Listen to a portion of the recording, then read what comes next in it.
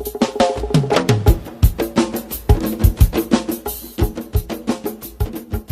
really finally led me to leave Uganda is basically looking for better money, more money, that can help me, sort out my own, life. In Mbarara, where I was posted, two things were there.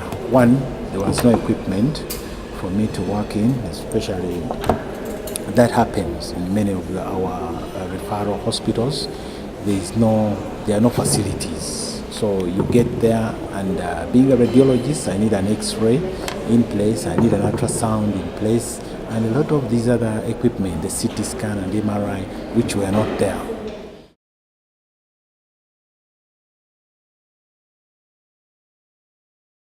I had a chance of practicing with the ultra-modern equipment. That gave me an edge, especially the time. By the time I came back here, MRI was just coming. MRI is one of the modalities that we use in investigating patients and magnetic resonance imaging. It's quite a new technique here in Kampala, and I was practicing in Kigali for all those years. When I came, I had an edge. I had an advantage over my colleagues who had stayed here, and of course also on this other modalities like the CT scan, the ultra-modern ones. So I had that edge, I had that advantage, and of course having to work with the the system that works. The different skills was the fact that now I worked in a military hospital. It's not that I attained doctor skills per se, but social skills. I got to learn about how the military works, what they need, and how do I fit in, and it keeps changing with time as you grew.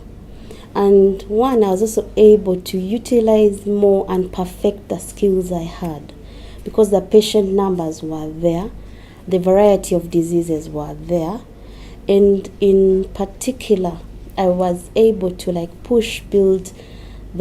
to rehabilitate, let's say, the pediatric unit, introduce the neonatal intensive care unit, pediatric intensive care units, and push them to actually have them established.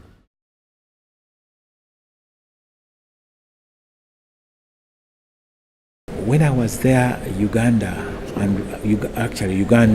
was at war with Rwanda. We had differences.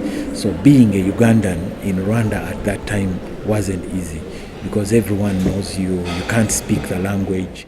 You're marginalized, you cannot get those equal opportunities as the actual citizen, because they'll always ask you for your citizenship. And I can give you an example. I competed for a scholarship, which my boss asked me then to apply for, and I was the best. But I was denied the scholarship simply because I wasn't Rwandese.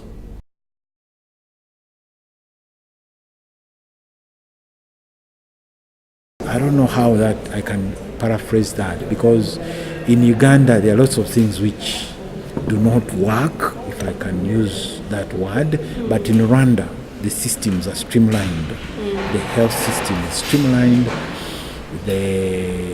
Everything is up to the point, and you get to work in this system, and I boast of that because I see the systems working.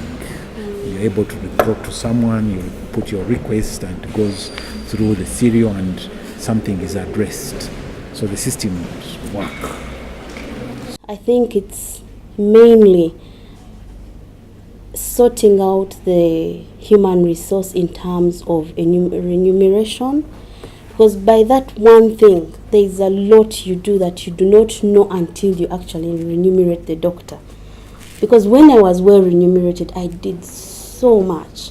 I was even able to also now interact with the Ministry of Health there, share my ideas, be involved in technical working groups.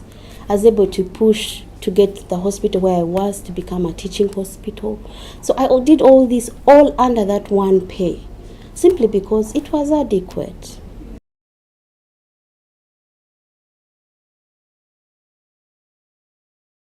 They just need to remunerate their doctors well.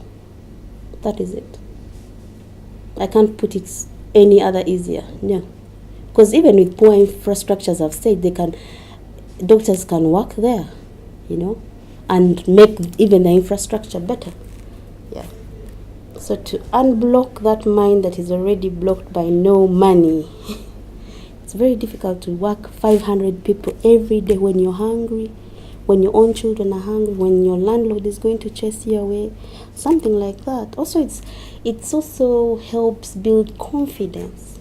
I mean, I am treating people to have life, and I'm not having it myself. So how will I impact on you when I am psychologically bankrupt?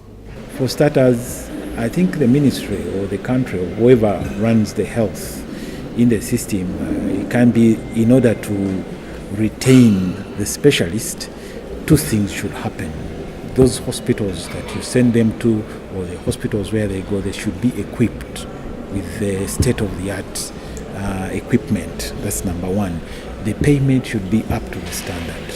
The payment to retain them in those up-country settings should be to the standard, so you can retain to those, you can retain the specialists in those stations.